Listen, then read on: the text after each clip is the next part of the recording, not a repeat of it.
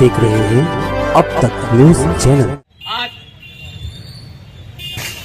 चले जाओ चा नारा देणारे सन्माननीय माननीय श्री सुनीलआबा गायकवाड यांच्या नेतृत्वाखाली सर्वपक्षीय आंदोलन मालेगाव पॉवर सप्लायच्या विरोधात ज्याची घोषणा गेल्या 18 जून रोजी झाली मंगळवारी आणि 12 दिवसाच्या कालखंडात मालेगाव पॉवर सप्लायने कुठलीही मालेगाव शहराची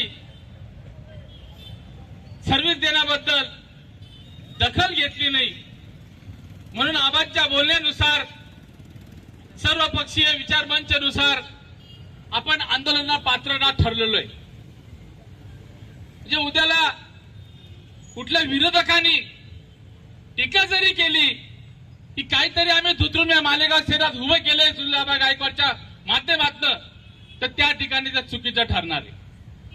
कारण की चले जाऊचा नारा 18 तारखेला जो दिला गेला त्याचे अल्टिमेटम असे होते की तुम्ही जो सर्रास गेल्या 5 वर्षाच्या कालखंडापासून या मालेगाव शहराच्या गोरगरिबांवरच्या गोरगरीब जनतेवर जो दरोडा टाकत आहे, त्यांच्या घरावर जो दरोडा टाकत आहे, याच्या विरुद्ध ही आमची लढाई, हा आमचा लढा आहे। या ठिकाणी आता आबांनी सगळ्यांना सांगितलं की आमची कुठल्या राजकीय पक्षाला टीका टिप्पणी करण्याचा यातला काही भाग नाही, कुठल्या राजकीय पक्षाला या ठिकाणी टार्गेट करायचं नाहीये। पण एक सांगू इच्छितो, एमपीसीएल कंपनी ज्या लोकांच्या बळावर, ज्या लोकांच्या जीवावर, जे लोक त्यांच्या पाठीशी आहेत, अशा लोकांना देखील या व्यासपीठावर आम्ही संदेश देतो की सर्वपक्षीय ज्यावेळेस या मालेगाव शहरात एक होता त्यावेळेस एक विकास घडतो आणि त्या विषयाचे साक्षीदार जे कोणी असतील तुम्ही देखील व्हा। कारण की हा प्रश्न जो आहे हा गोरगरीब जनतेचा आहे, माझ्या माता भगिनींचा आहे। त्यांचा किचनचा जो बजेट असतो तो खोळंबळून जातो या एमपीसीएल कंपनीमुळे। एखाद्या घरात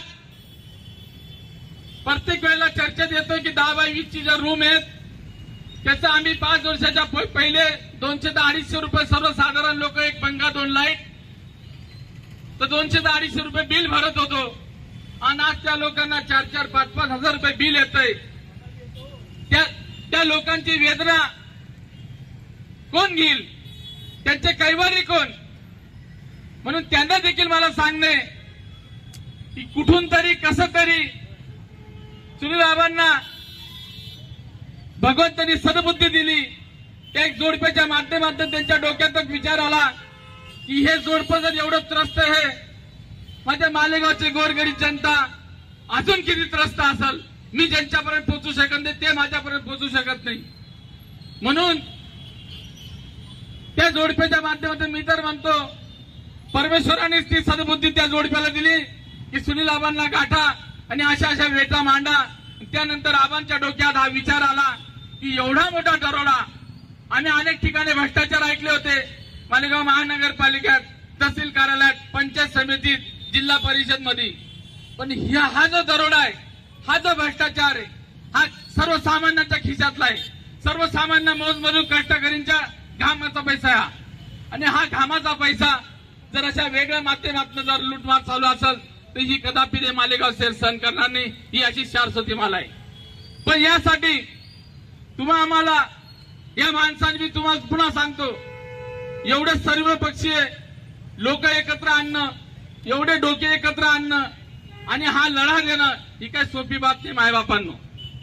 म्हणून तुम्हाला माझी कळकळीची विनंती आहे की आपण सोशल मीडियाच्या माध्यमातून हा जो रथ आज आम्हासाठी, हे रथाची आज ओपनिंग आहे, चले जावचा रथ या चले जाव म्हणजे मालेगाव पॉवर सप्लाय यांनी मालेगाव शहर सोडावं। अजून त्या तालुक्यात दुसऱ्याने म्हणा तुला तालुका घेत नाही, पण तालुक्यात देखील व्यथा मी दुपारी ऐकलेल्या आहे, त्या देखील येत आहेत की या माध्यमातून महावितरण देखील इशारा राहील की तुम्ही देखील शेतकऱ्यांची पिळवणूक करू नका, त्यांचा जो भी प्रश्न असेल, त्यांचा जो भी प्रॉब्लेम असेल तो तुम्ही जागेवर तात्काळ सॉल्व्ह करा। तर या शहराच्या लोकांना मला एकच सांगणे की या व्यासपीठावरनं तुम्ही आमच्या खूप पोटपिडकीची किंवा आमच्या काही गोष्टीची वाट नका बघू, अंत नका बघू. तुम्ही देखील रस्त्यावर उतरले पाहिजे. हा 18 तारखेचा जो अल्टिमेटम आपण दिलेला आहे, लाखोच्या संख्येने आपण या ठिकाणी मालेगाव शहरात ज्या ठिकाणी आपलं ठरल त्या ठिकाणी आपल्याला जमायचंय आणि लाखोच्या संख्येने आपण कुठलाही उद्रेक न करता या एमपीसीएल कंपनीला दाखवून द्यायचं आहे की मालेगावकर काय. या चले जावच्या नाऱ्याने आज मी या ठिकाणी हे सांगू इच्छितो की आपण सर्वांनी एकत्र आल्याशिवाय सुनील आबाचे हात बळकट होणार नाही, सर्व पक्षीय हात बळकट होणार नाही. तुमची ताकद आमच्या पाठीमागे लागणार आहे. मी पुनश्च सांगतो, येणाऱ्या 18 तारखेला हा रथ आता जनजागृतीसाठी प्रत्येक वाड्यात ठिकठिकाणी गल्लीबोळात जाणार आहे आणि याची जनजागृती होणार आहे. त्या ठिकाणी तुमच्या व्यथा, तुमच्या कंप्लेंट देखील आम्ही ऍक्सेप्ट करणार आहे. जसं जसं काही लोकांचं ज्या कंप्लेंट स्वरूपाच्या माध्यमातून लेखी असो, तोंडी असो, अशा लेखी आम्हाला मागे घोषणा केली होती की सटाणनगर या ठिकाणी तुमच्या लेखी तक्रारी आमच्यापर्यंत पोहोचावं, जेणेकरून आम्हाला अजून सूचना मिळतात की आम्ही आंदोलन कोणत्या पद्धतीने कोणत्या ट्रॅकवर नेलं पाहिजे. तर या ठिकाणी आपण सर्वांनी 18 तारखेच्या याच्यावर उभारून एकमताने, एक दिलाने सर्व पक्षीयांनी एकत्र यावं अशी मी तमा बाळगतो. आणि या ठिकाणी एक सूचना आली आहे मुन्ना जोरेंकडनं, येणाऱ्या रविवारी सायंकाळी 5 वाजता म्हणजे आबांचा गाडे सायंकाळी 5 वाजता मोची कर्नल, सप्तशृंगी चौक, गणेशवाडी, शिवाजीवाडी या ठिकाणी हा रथाचा त्या ठिकाणी त्या लोकांच्या समस्या ऐकण्यासाठी हा रथ त्या ठिकाणी पोहोचणार आहे आणि त्या वेथा घेतल्यानंतर पुढचा कार्यक्रम त्या ठिकाणून देखील जाहीर होणार आहे. या ठिकाणी मी एवढंच बोलून माझे 2 शब्द संपवतो. जय हिंद, जय महाराष्ट्र.